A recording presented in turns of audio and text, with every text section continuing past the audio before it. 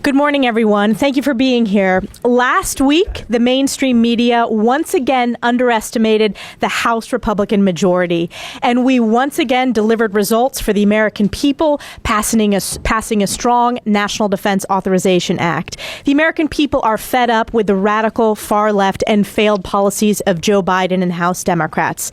I also want to comment on the breaking news. We have yet again another example of Joe Biden's weaponized Department of Justice targeting his top political opponent, Donald Trump. And this week, I want to highlight our oversight work on this two-tiered, fundamentally un-American system of justice. We will be hearing from credible IRS whistleblowers who have provided evidence showing how the Department of Justice interfered into the investigation into Hunter Biden with a delay, divulge, and deny campaign that ultimately shielded and protected him. There cannot be one set of laws if your last name is Biden, and another set of laws for law-abiding Americans. As I said, this is a two-tiered system of justice that is fundamentally un-American. We will also have a hearing later this week on the Select Committee on the Weaponization of the Federal Government to examine the federal government's role in censoring Americans and focus on the Missouri v. Biden case and big tech's collusion with out-of-control government agencies to silence speech of Americans. Accountability is here, and House Republicans are committed to rooting out the corruption inside Joe Biden's federal agencies. On the House floor, legislatively, we have a robust agenda.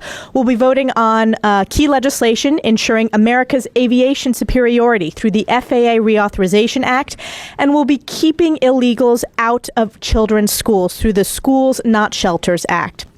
We're also honored to welcome friend and long-standing ally, Israeli President Isaac Herzog, to Congress tomorrow to commemorate the 75th anniversary of Israel's statehood. My House Republican colleagues and I look forward to hearing from President Herzog and continuing our strong work advocating for Israel and its people. This is in stark contrast to the vile anti-Semitic comments you hear coming out from some of the prominent leaders within the Democrat caucus. Every member should condemn those statements of Representative Jayapal.